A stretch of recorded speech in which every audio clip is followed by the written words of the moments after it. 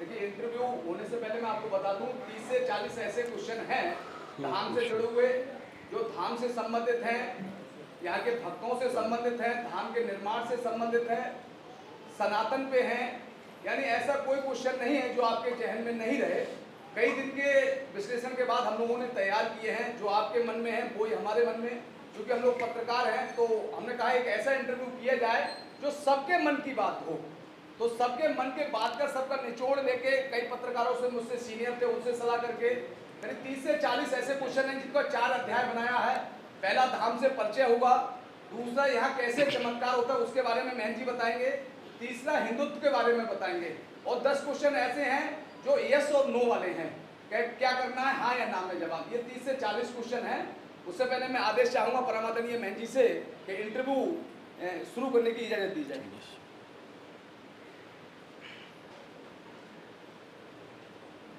जय श्री श्याम। परमादरणीय महंत जी, आज के साक्षात्कार में इंटरव्यू में आपका बहुत बहुत स्वागत, वंदन, अभिनंदन। सभी दर्शकों को श्री श्याम मंदिर मनोना धाम से नमस्कार। हमारे सामने श्री श्याम मंदिर मनोना धाम के परमादरणीय महंत जी श्री ओमेंद्र महाराज जी बैठे हुए हैं। आज आपको सारे सवालों के जवाब देंगे। महंत जी, सर्वप्रथम आपका परिचय। मेरा परिचय वैसे ज़्यादातर लोग तो जानते ही हैं, फिर भी मैं बता देता हूँ। पास में गांव है मनौना, वहाँ का मैं निवासी हूँ और ओमेंद्र मेरा नाम है।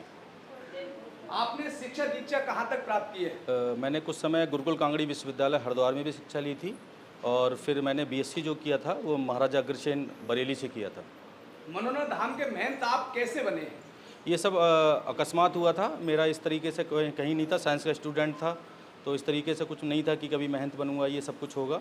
ये बाबा की कृपा से सब कुछ हुआ है। शुरुआत में जब मैं आरती करता था तो मैं महंत नहीं था, मंदिर कमेटी का केवल अध्यक्ष था।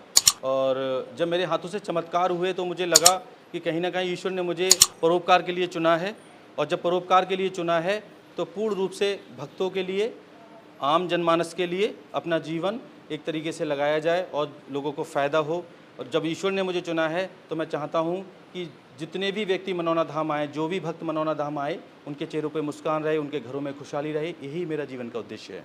महंत जी, देखिए, हर के जीवन में एक गुरु होता है और आपके ऐसे कौन से गुरु हैं और आपके ऐसे गुरु ने क्या प्रेरणा दी कि आपके और जीवन का उद्देश्य क्या है?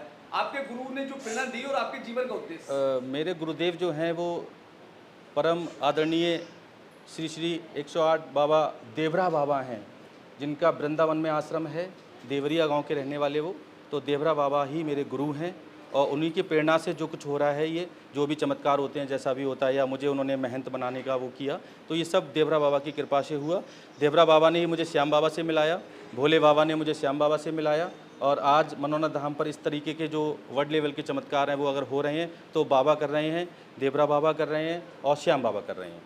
देखिए, मनौना धाम इस समय आध्यात्मिक और धार्मिक क्षेत्र माना जा रहा है और विश्व में इसमें विख्यात होता जा रहा है। क्योंकि आपने भी बनारस का भी दौरा किया था, वहाँ भी लोगों ने कहा जैसे काशी हमारी विश्वविख्यात है, ऐसी मनौना धाम को विश्वविख्यात है। इसे धार्मिक और आध्यात्मिक क्षेत्र बनाने में आपकी क्या अहम रणनीति है? नहीं, मैं तो एक निमित्त मात्र हूँ। इंसान कुछ नहीं कर सकता, इंसान केवल घमंड और अहंकार कर सकता है और एक क्रेडिट ले सकता है। लेकिन जो कुछ भी करता है ईश्वर करता है।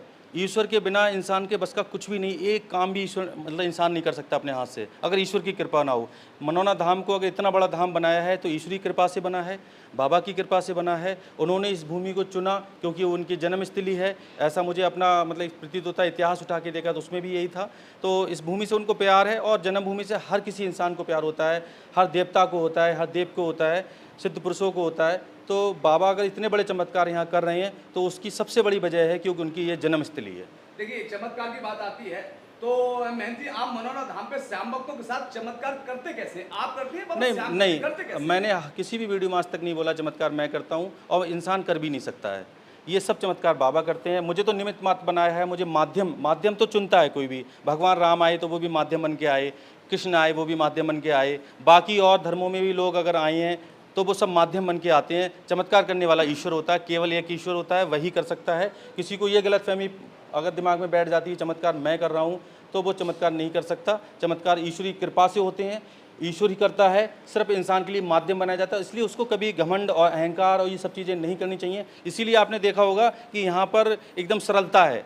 और जगह आपने देखा होगा कि टिकट लगता है, पैसे लगते हैं महन जी से मिलने के, और सारी चीज़ें चलती हैं। हमने यहाँ पर सरलता इसीलिए रखी है क्योंकि चमत्कार मैं कर ही नहीं रहा हूँ, चमत्कार सब ईश्वर कर रहे हैं, बाबा कर रहे हैं। उन्होंने मुझे सिर्फ एक नौकर बना के भेजा है कि तुम्हें जो नौकरी दी है वो नौकरी पूरी करो अपनी, और बस वो नौकरी मैं पूरी करता हूँ। सुबह को उठता हूँ तो मेरे जहन में हमेशा ये रहता है कि बाबा यहाँ जो भी आएँ उनकी जितनी भी समस्याएं उनको हर लेना और उनको खुशहाली देना, बस। इसके अलावा मेरे माइंड में कभी कोई बात ऐसी नहीं आती कि मैं अपने स्वयं की वीडियो जब खुद देखता हूँ तो मुझे खुद लगता है कि अरे मैंने इसको चला कैसे दिया, अरे ये ऐसा कैसे कर दिया। फिर मुझे लगता है ये मैं थोड़ी चला रहा हूँ, ये तो बाबा चला रहे हैं, मेरे तो हाथों से चलवा रहे हैं। एक छात्र रहे हैं और विज्ञान कहती है कि दवा और दुआ दो चीजें अलग अलग हैं, तो आप विज्ञान के छात्र हैं, आप दवा पे यकीन करते हैं या दुआ पे यकीन देखो करते हैं? दोनों का बड़ा एक दूसरे कॉम्बिनेशन है। आप देखते होगे कोई भी डॉक्टर, बड़ा सा बड़ा डॉक्टर जब ओटी में जाता है तो वो ईश्वर को याद करके ही जाता है कि मैं इस पेशेंट को देख रहा हूँ, इस ऑपरेशन मेरा सफल हो जाए, वो भी जब ईश्वर को याद करते हैं।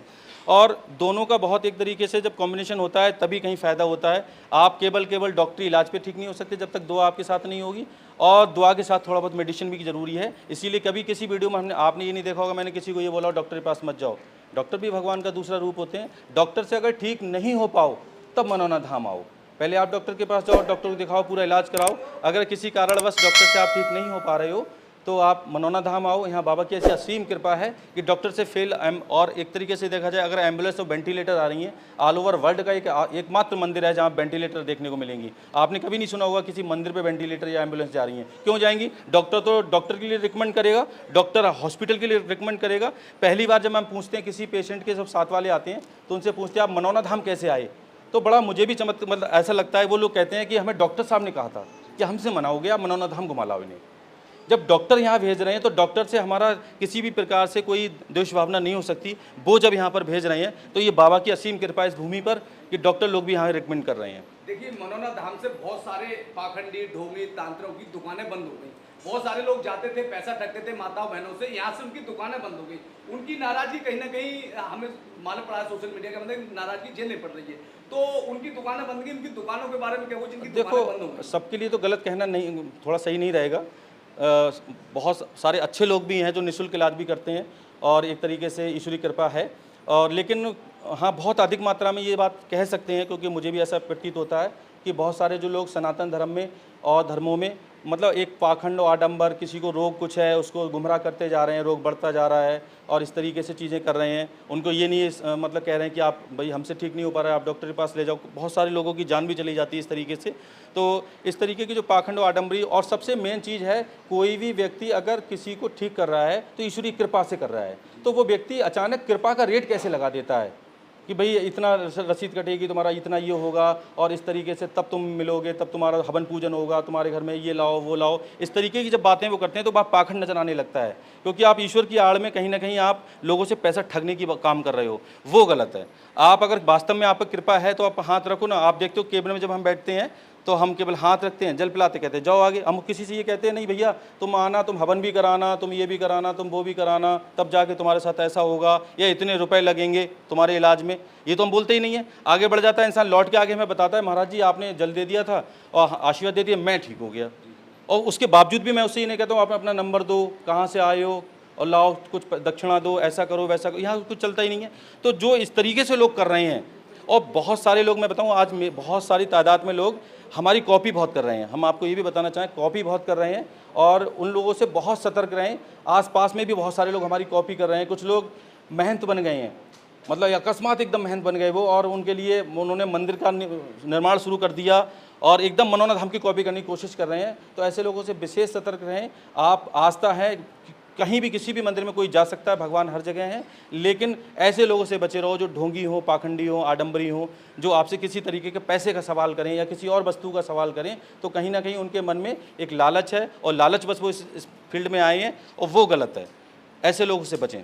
देखिए बहुत सारी नकारात्मक शक्ति हमने यहाँ पे देखा है, आपके टच होती है वो सही हो जाती है। वो नकारात्मक शक्तियाँ कैसे सही होती है, वो जाती कहाँ है आखिरकार? देखो ये भी कह पाना बहुत मतलब मुश्किल है क्योंकि जो भी कुछ मैं पहले भी बोल चुका हूँ, ईश्वर बाबा कर रहे हैं यहाँ पर। तो बाबा मुझे प्रेरणा देते हैं अचानक से। मुझे जैसे बहुत सारे लोग देखा होगा आपने, जैसे किसी को मैंने अचानक से उठा लिया, व्हील चेयर से उठा लिया, तो वो संकेत मुझे ऊपर से ही मिलते हैं। बहुत सारे लोग कहते हैं कि मैं 6 बार आ गया, 5 बार आ गया, महाराज जी आप मुझे नहीं उठ कर रहे। तो मैं उनसे ये कह देता हूँ कि जिस दिन संकेत बाबा का मिलेगा तुरंत आपको भी चला देंगे।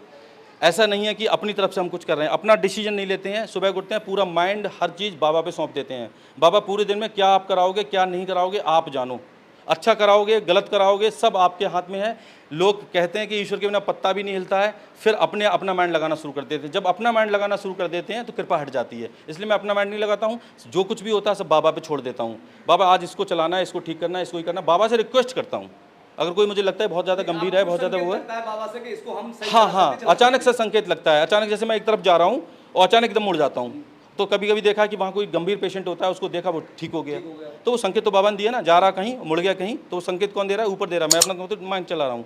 तो ये बहुत ही वैसी चीज़ें हैं, और इन चीज़ों को समझ पाना, क्योंकि विज्ञान है, एक विज्ञान क्या है कि एक पराविज्ञान है, और जो पराविज्ञान है उसको समझ पाना हम आम इंसानों की या आम लोगों की कोई मतलब वो है, क्योंकि पराविज्ञान एक पूरी सृष्टि के लिए कोई ब्रह्मांड में कोई शक्ति चला रही है। उस शक्ति को समझना बहुत मुश्किल है, उस शक्ति को महसूस किया जा सकता है, उस शक्ति से प्यार किया जा सकता है, लेकिन उसको समझ पाना बहुत मुश्किल होता है। तो मैं यही कहूँगा कि अगर यहाँ जो भी छोटा से बड़ा सा चमत्कार जो भी होता है वो बाबा अटेंडम में कराते हैं, बस ये है कि मेरे माध्यम से करा देते हैं। धाम पे कोई पैसे का चलन, आपसे मिलने का, मरीज दिखाने का कोई चलन है धाम? ना, मैंने ये एक घोषणा करी थी, शुरू में भी घोषणा की थी, फिर कर रहा हूँ एक बार, कि जब तक मैं जीवित रहूँगा, जब तक मेरे शरीर में प्राण रहेंगे, मनोहर धाम पे पैसे का चलन नहीं चलने दूंगा। भले चाहे सारे लोग मेरे खिलाफ हो जाएं, कुछ लोग खिलाफ भी हो जाते हैं। अचानक से मैं कोई चीज़ बंद करा देता हूँ तो दुकानदार भी खिलाफ हो जाते हैं, अरे महाराज जी तुमने ये डिसीजन कैसे ले लिया, हम पे तो स्टॉक है इसकी चीज़ का, ठीक है। बहुत सारी पीछे आपने जो नारियल बंद करा दिए थे, दीपक बंद करा दिए थे, इत्र बंद करा दिए, ठीक है। और इस तरीके से जो गलत तरीके से प्रसाद बेचते हैं उनको हमने थोड़ा सा टाइट कर दिया। कोई व्यक्ति जिसके जेब में 10 रुपये भी ना हो, वो मनौना धाम पर आए तो उसको ये ना लगे कि अरे काश मुझ पे 100 रुपये होते तो मैं महंजी से मिल लेता, या इतने रुपए होते तो मैं दर्शन कर लेता। 1 रुपया भी उसके जेब में ना हो, डायरेक्ट दर्शन करे, डायरेक्ट मुझसे मिले, डायरेक्ट यहाँ की कृपा पाए, क्योंकि कृपा का रेट लगाने वाले हम कौन होते हैं? किसी का हमने कैंसर ठीक कर दिया, उसका हम क्या रेट लगाएंगे? किसी के घर में खुशहाली ला दी, उसका हम क्या रेट लगाएंगे? रेट है ही नहीं उस चीज़ का, निःशुल्क है वो। जब ऑक्सीजन निःशुल्क मिल रही है, जब सूर्य का प्रकाश निःशुल्क मिल रहा है, तो जब वो चीज़ें, अनमोल चीज़ें जब हमें निःशुल्क मिल रही हैं, तो हम कृपा का रेट कैसे लगा? बहुत सारे लोग होते हैं, बहुत बड़ा पांडाल बनाया, बैठ गए वो, और उसके बाद उन्होंने रेट तय कर दिए, ठीक। और आपने देखा होगा बहुत सारे व्यास गद्दी पे बैठने के बाद में बहुत सारी चीज़ें बता दी, अरे माताएं बहनें आज चावल ले आएँ, माताएं बहनें आज जे लें, आज इसका भोग लगेगा, ये होगा वो होगा। अब वो बेचारी भागती हुई जा रही हैं, नहीं है व्यवस्था कर रही हैं। तो ऐसे जो लोग होते हैं वो गलत हैं। एक मैं आपको घटना बता रहा हूँ, रात मैंने फेसबुक देखा, एक ऐसे व्यास गद्दी पे बैठने वाले महात्मा थे, जब उनकी पत्नी बीमार हुई तो उन्होंने उस पत्नी का मंगलसूत्र बेचा, तब उसका इलाज कराया, और बहुत बहुत बड़ी कथा करते थे, 1 रुपये नहीं लेते थे किसी से, वो तुलसी के पत्ते लेते थे केवल दान में। ऐसे भी महात्मा, ऐसे भी महापुरुष हैं। और आज लोगों ने क्या किया, कथा कितने की होगी भैया, 10 लाख रुपए लगेंगे, 9 लाख रुपए लगेंगे। अब तुमने कथा को रेट लगा दिए, तो वहाँ जो कथा सुनने वाले तो कथा नहीं सुनते हैं, वो केवल सेल्फी लेते हैं, फेसबुक पे अपलोड करते हैं, और उतनी देर में बैठ के कथा में बैठ के वो अपने गेम खेलते हैं, अपना कुछ और करते हैं। कथा पे उनका कोई ध्यान नहीं, फोकस नहीं है, क्योंकि महाराज जी तो बहुत सारा पैसा लेके आ रहे हैं, बहुत सुंदर सुंदर पंडाल बना दिए हैं। अच्छा, हिंदुस्तान में है क्या, भेड़ चाल है, उन्हीं कथा में बड़ी भीड़ जा रही है, हम भी चलो। अब कथा की कोई नॉलेज नहीं है, कोई बात नहीं है, लेकिन भीड़ को देख के भीड़ भाग रही है और वहाँ बैठ रही है। और महाराज जी जो उल्टा सीधा करना, बताओ, एक महात्मा ने बोला, अभी संत हैं वो, बहुत बड़े, बहुत विख्यात हैं, उन्होंने बोला कि अगर आपके मांग में सिंदूर नहीं है और गले में मंगल सूत्र नहीं है तो आप समझो खाली प्लॉट हो, आपकी अभी रजिस्ट्री नहीं हो। माताओं बहनों के प्रति उनकी सोच देखो आप, और लोग फॉलो कर रहे हैं उनके लिए। सोचो क्यों फॉलो इसलिए कर रहे हैं, उनके फॉलोअर्स ज़्यादा हैं, मिलियंस फॉलोअर्स हैं, लाओ हम भी फॉलो कर दें उनके लिए, उनकी बात उसने। आप माताओं बहनों को सोच के लगाओ, खाली प्लॉट हो गई। आपके घर में भी सिस्टर है, आपके घर में भी माताएं बहनें हैं, अगर मंगल सूत्र नहीं है अगर किसी तरीके से, तो खाली प्लॉट हो गए वो। ऐसी तो सोच वाले, ऐसी मानसिकता वाले लोग व्यास गद्दी पे बैठे हुए हैं, लाखों लोगों ने फॉलोअर कर रहे हैं, और सनातन धर्म कहीं का कहीं जा रहा है, भटक रहे हैं लोग। उनको यही नहीं पता है कि हमारा धर्म क्या है, हम किस तरीके से आगे बढ़ें, कैसे घर में खुशहाली आए, कैसे घर में क्या हो। बस उनके लिए क्या है कि जहाँ सारे लोग जा रहे हैं वहीं हम चले जाएंगे, भले सारे लोग गड्ढे में कर रहे हैं। तो इस तरीके के बहुत सारे लोग हैं, उन पर ज़्यादा कमेंट करना बेकार है, क्योंकि समय खर्च करना है अपना, बाकी क्वेश्चन करो आप। मैम जी, सनातन धर्म को आगे बढ़ाने की आपकी क्या रणनीति है? देखो, ये जो रणनीति वाली बात आ जाती है, तो वहाँ एक तरीके से देखा जाए लालच, और दूसरे के कहते हैं ना वोट बैंक का, ये सब चीज़ें कि मैं सनातन को आगे बढ़ा रहा हूँ। मैं सनातन कौन आगे बढ़ा सकते हैं? ईश्वर का धर्म, और कई हजार साल पुराना धर्म है ये, बहुत सारे धर्म पैदा भी नहीं होते तब से है सनातन धर्म। तो एक आम इंसान की बस की बात नहीं है। सनातन धर्म को फॉलो करो, और सही तरीके से फॉलो करो, और तथ्यों पे जाओ। जैसे किसी समय किसी ने कोई नियम बनाया, जैसे आज मैं यहाँ कोई नियम बनाऊँ तो आज के समय को देख के तो नियम बनाऊँगा। अब ये तो नहीं हुआ कि मैंने आज के समय पे नियम बनाया, वो 1000 साल बाद भी वही नियम चले। हमें अपना भी माइंड लगाना चाहिए, और अपना माइंड लगाने के बाद में, जैसे लोग कहते हैं कि भोर में उठने वाले बहुत ज़्यादा पैसे वाले बनते हैं। अखबार वाला बेचारा कभी पैसे वाला नहीं बन पाता है, सुबह ही उठता है वो। दूध बेचने वाला कभी पैसा वाला नहीं बन पाता है। अब कोई रात के 2 बजे 3 बजे तक काम कर रहा है तो वो सुबह 4 बजे कैसे उठ जाएगा? सोचो। तो जो थोप दिया वो थोपना गलत है। हम ईश्वर को माने, सच्चे मन से माने, सच्चे दिल से माने, डर से ना माने। 99% लोग भगवान को डर से मानते हैं। कोई उन्हें समझा देता है कि तुम इस दिन ये काम नहीं करोगे तो ये हो जाएगा, तुम्हारे घर में पितृदोष है, तुम्हारे घर में काल सर्प योग है, तुम्हारे घर में ये चीज़ें हैं। तो जो थोपना होता है किसी के लिए, उसके मन में तुमने पहले डर बैठा दिया। अब उसको करना है कुछ, अब वो तुम्हारे डर की वजह से कर रहा है कुछ।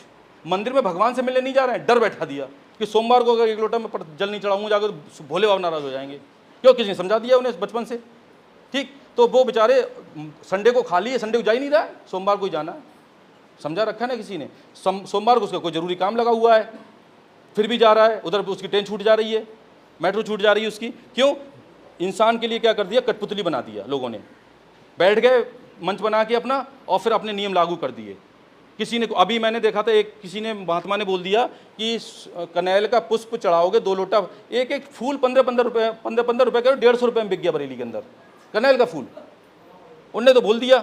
अब कनेल का फूल लेने पूरी पब्लिक दौड़ गई, फॉलोअर्स ज़्यादा है उनके, वीडियो वायरल होते हैं आजकल। तो उन्होंने कनेल का फूल मैं भी चढ़ाऊंगा, अब नहीं मिल रहे हैं तो उन्होंने 150 रुपये खरीद लिया, भाई लाओ हमें चढ़ाएंगे, बोला है उन्होंने, कृपा होगी। कृपा भगवान के कनेल के फूल के भूखे हैं। आप ये सोचो, आप सच्चे मन से मान के थे, मनोरंजन हम भी चमत्कार क्यों हो रहे हैं और कहीं क्यों नहीं हो रहे हैं? क्यों? आडंबर, नौटंकी, पाखंड से बिल्कुल दूर है। यहाँ भी अगर हम वो चीज़ कल से शुरू करते हैं, कृपा हट जाएगी, तुरंत हट जाएगी। ईश्वर होते हैं भाव के भूखे, वो इन चीज़ों के भूखे नहीं है कि तुम्हारे लिए तुम्हारे मन में डर बैठा दिया। तुम उनके लिए 1 लोटा नहीं 10 लोटा दूध चढ़ाओ, लेकिन भाव से चढ़ाओ। बिना भाव के चढ़ाओगे आप कुछ भी कर दो, कुछ नहीं होना, पूरा टैंकर खाली कर दो आप, बोले बाबा आपसे खुश नहीं होंगे। भाव का केवल आप थोड़ा सा 10 ग्राम भी चढ़ा दोगे तो खुश हो जाएंगे आपसे। तो उनको क्या दे सकते हैं हम? लोगों ने एक और ट्रेंड बना रखा है, आपने क्वेश्चन नहीं करा, मैं जोड़ रहा हूँ। लोगों का ट्रेंड आपने देखा होगा कि किसी महिला को उन्होंने देखा कि बहुत बढ़िया तरीके से वो लड्डू गोपाल को लेके गई हैं कहीं, बस में उन्होंने बैठा दिया, ट्रेन में बैठा दिया। अब क्या करा, वो ट्रेंड बन गया, सारी महिलाएं लेके चलने लगी लड्डू गोपाल को। अब तुम्हारे बराबर में कोई बिना स्नान करे बैठा, वहाँ लड्डू गोपाल बैठा रहे तुम, कोई मांस मदिरा खाए बैठा, वहाँ तुम लड्डू गोपाल घूम रहे इस तरीके से। तो जो एक दूसरे को देख के चीज़ें होती हैं वो गलत हैं। हम किसी भी तरह से किसी भी ईश्वर के लिए तमाशा ना बनाएं कि हम उनको ले जा रहे हैं, फिर उनको पेप्सी पे भोग लगा रहे हैं, ये कर रहे हैं, वो कर रहे हैं कि हमारा लाल है, हमारा लाल है। इस तरीके के भाव ने बहुत सारी महिलाओं के देखे हैं, गलत है। आप भगवान को आप मंदिर में रखें, ज़्यादा करें। बहुत आपकी कार है अगर बढ़िया शुद्ध तरीके से, आप उसमें ले जा सकते हो, आप शुद्ध तरीके से ले जा सकते हो। अब कपड़े चेंज नहीं करें उनके, अब गंदे संदे कपड़ों में लिए डोल रहे हैं लोग, कभी वो गिर रहे हैं, कभी तुम गिर रहे हो, और कभी किसी अधर्मी के साथ में उनको बैठा रहे हो, वो गलत है। इस तरीके की चीज़ों से बचा करो। अब थोड़ा बहुत माइंड अपना भी लगाया करो। मैं भी बोल रहा हूँ तो सारी बातें मेरी भी फॉलो मत करो, हो सकता है मुझसे भी कुछ गलत निकल जाए, अपना भी तो दिमाग लगाओ कि हाँ वास्तव में जो महंत जी बोल रहे हैं सही बोल रहे हैं या इनसे भी कुछ गलत निकल रहा है मुँह से इनके। मैं नहीं कहता हूँ सारी चीज़ें मुझे फॉलो करो। जैसे एक वीडियो मेरा वायरल हो गया था तो उसमें बहुत सारे लोगों ने उल्टे सीधे कमेंट करे थे। मैंने ये बोला था कि आरती में चाहे ऐसे घुमाऊँ चाहे ऐसे घुमाऊँ, मुझे बाबा को खुश करना है, लोगों को खुश नहीं करना है। और मेरी किसी भी तरीके से आरती से अगर बाबा खुश हो रहे हैं, चमत्कार कर रहे हैं, तो मुझे क्या फ़र्क पड़ता है। ये मैंने बोल दिया तो बोले लोग उसमें नीचे कमेंट लिखने लगे, अरे तुम तो धर्म उनके लिए बदल दोगे जो शास्त्रों में लिखा हुआ है। फिर मैंने वीडियो देखी कई लोगों की, तो उज्जैन में आरती अलग तरीके से हो रही थी, गंगा पे आरती अलग तरीके से होती है, सारे मंदिरों में अपने अपने तरीके से हो रही हैं। तो मैंने वही बात बोली, मेरी बात को पकड़ लिया लोगों ने। क्यों? क्योंकि मैं साइंस का स्टूडेंट हूँ, मैं उनमें उस तरीके से निकल के नहीं आया हूँ। उस तरीके से निकल के आता तो आदमी लगता है कि हाँ चाहिए। तो मैं हमेशा अपना तथ्य लगा के बात करता हूँ। कोई कहता है जैसे बृहस्पति को आप ये मत करो, मंगल को आप ये मत करो, इसको ये मत करो, ठीक है। अमेरिका में सब जगह सब दिनों में कर रहे हैं लोग, वहाँ तरक्की नहीं है क्या? या वहाँ सूरज अलग है, या वहाँ भगवान अलग हैं, या वहाँ पृथ्वी अलग है, वहाँ ऑक्सीजन अलग है। ऑस्ट्रेलिया में अब ये मत खाओ वो मत खाओ कि उसका राक्षस का खून गिर गया था, फिर वो चीज़ पैदा हो गई थी। लहसुन प्याज मत खाओ, डॉक्टर कह रहे हैं कि लहसुन प्याज खाओ, औषधीय गुण है उसमें, और तुम कह रहे हो कि मत खाओ। अगर आपको नहीं खाना है मत खाओ, आपको सुगंध दुर्गंध आती है उसमें, आप मत खाओ, लेकिन थोप क्यों रहे हो? बहुत सी बीमारियां ऐसी हैं उनसे खाने से दूर हो जाती हैं, तो हम कैसे थोप दें? यहाँ हमने कभी किसी को नहीं बोला है कि आप ये मत खाना जाके, वो मत खाना जाके, ये मत करना वो मत करना। यहाँ पूरे ऑल ओवर इंडिया से लोग आ रहे हैं, तो बंगाल में मछली भात ही खाया जा रहा है, हम कैसे मना कर दें कि भैया मछली भात मत खाइयो जाके तुम? अब कोई विदेश से कोई व्यक्ति आ गया, उसको हम कैसे कह देंगे कि भैया तुम ये चीज़ मत खाना? क्यों? क्योंकि वो तो वहाँ खाया ही जाता है वो चीज़। हर 4 कोस पे पानी का स्वाद बदल जाता है। वाणी बदल जाती है, सब कुछ जब बदल जाता है तो हम एक नियम सब पे कैसे फॉलो कर सकते हैं या सब पे कैसे लगा सकते हैं। अगर हम सब पे लगा रहे हैं तो हम उनके मनों में डर बैठा रहे हैं, और जहाँ डर होगा वहाँ ईश्वर कभी नहीं होगा। ईश्वर वहाँ होता है जहाँ भाव होता है, प्रेम होता है, वहाँ ईश्वर आता है। और जब डर बैठ गया तो वो डर से जा रहा है मंदिर, घंटी बजाया है जाके और भोग लगाया है जाके, बस केवल जाके कि हमें तो महाराज जी ने बता दिया था, हम तो डर की वजह से अपना काम पूरा कर रहे हैं। ईश्वर से कहाँ जुड़ा वो, जब जुड़ाव उसका हुआ नहीं, चमत्कार हुए नहीं। इसीलिए पांडालों में तुम्हें लाखों की भीड़ तो मिलेगी, लेकिन पांडालों में तुम किसी की एक उंगली ठीक करने वाला व्यक्ति नहीं दिखा सकते कि महाराज जी ने हमें टच कर दिया था और हम ठीक हो गए थे। बोलो मनोनाथ धाम की